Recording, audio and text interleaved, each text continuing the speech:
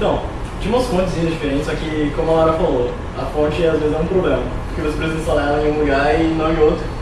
E toda vez que eu fiz uma fonte diferente e vai ficar meio cagado, algumas coisas vão sair pra fora, mas eu falo pra vocês. O que eu vou mostrar pra vocês é um negócio pra fazer macro, esse tipo de coisa. Macro, colocar atalho, fazer algumas coisas interessantes com a tela. O nome dele é esse Auto Hotkey. É um programa feito para Windows, acho que não tem nada para Linux nem para Mac. Ele foi feito para você conseguir mexer um pouquinho mais no Windows. Ele já faz algumas coisas que o Linux e o Mac fazem nativamente. Tá, esse aqui é o site deles, você baixa, tem tutorial. Então, basicamente, algumas utilidades que ele tem, por exemplo, eu posso fazer alguns macros. Eu vou mais mostrar do que falar. Então eu tenho alguns scripts, eu usei vários deles em várias horas, por várias coisas diferentes. Ele é bom, por exemplo, quando você quer fazer coisa repetitiva. Vamos lá, deixa eu ir abrindo o Google Earth, porque um dos meus negócios tem a ver com isso. Google Earth, o outro é Light. Por exemplo, isso aqui, eu só clico 2 vezes, está rodando o macro. Não sei o que ele faz até eu fazer alguma coisa.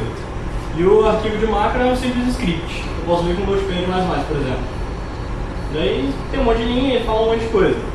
Então, por exemplo, o que faz esse negócio? Estou aqui na minha apresentação, tranquilo, eu aperto Windows Z. Pá.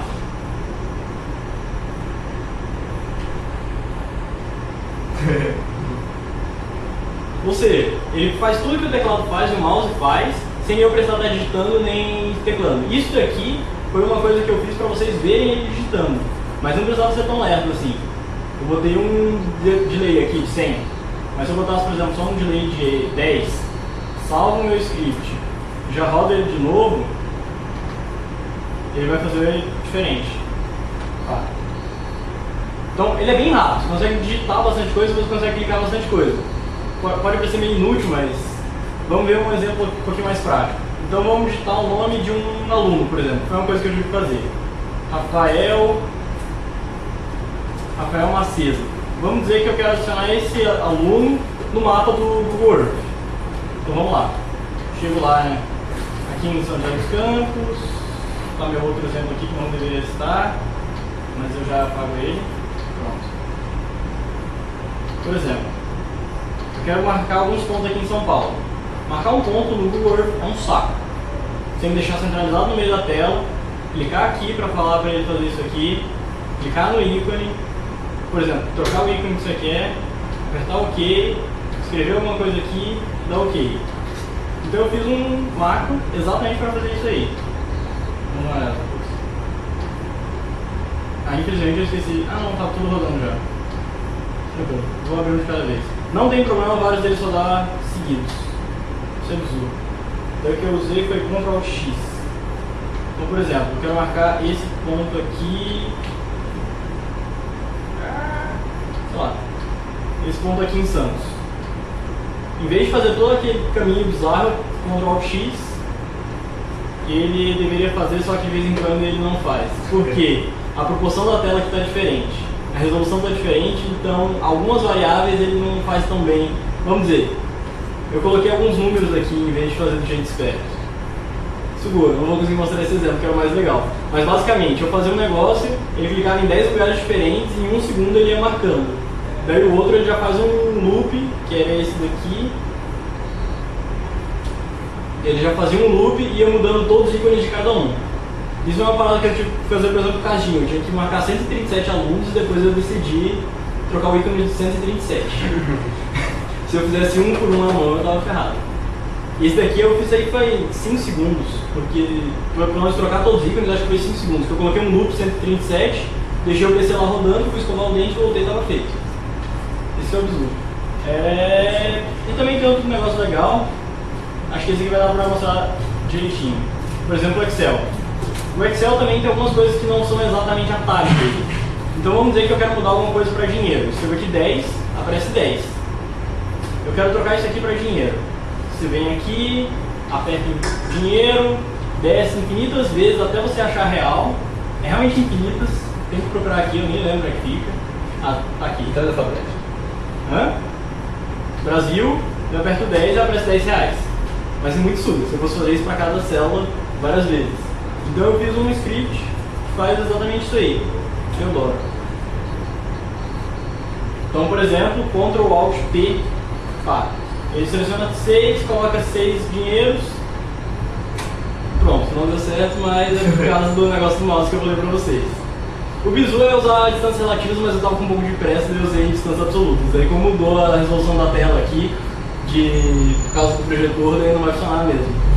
Suga. Tá. Outra utilidade bacana desse negócio é atalho. Isso aqui eu sei que funciona porque não tem nada. Vamos dar uma olhada, por exemplo, nisso aqui. A gente está com o Notepad++. Basicamente, ele abre com um spec aí, que vocês vão saber o que é, e um allSpy. Então, você fica sugado, porque, pô, eu quero abrir o command prompt, eu preciso ficar digitando, preciso ficar procurando ele, isso é suga. Bem, tendo esses programinhas, você consegue criar um atalho, por exemplo, Ctrl Windows C. É abrir o prompt no CD bar. Eu preciso fazer as coisas aqui. Zoom. Tá, por exemplo, também tem aquele outro que é o Ctrl Windows S, eu acho. Isso. Que eu fiz besteira de novo por causa disso aqui.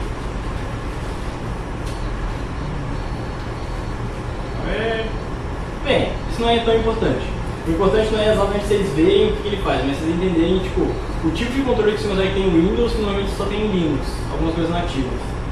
Outra parada bacana é esse auto-replace que ele tem, que é isso daqui. Vamos dar uma olhada no script. Vocês podem ver que tipo, nada é tão crítico assim. Ele tem um arquivo enorme que ele explica todo o negócio. Isso daqui não é uma linguagem de verdade, é uma linguagem que ele usa, por exemplo.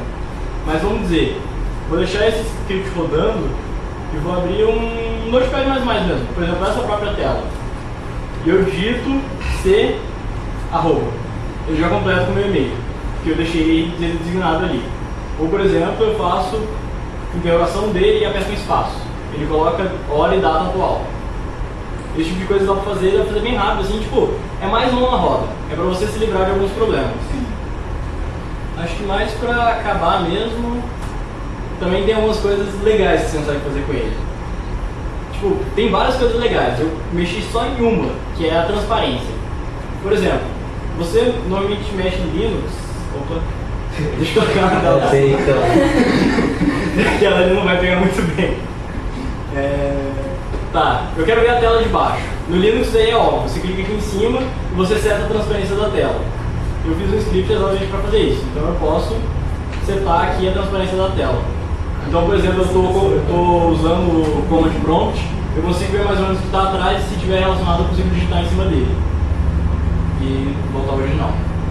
Também outra coisa que é legal de fazer, eu quero que tudo que é preto na tela vire transparente. Pronto, não ficou legal.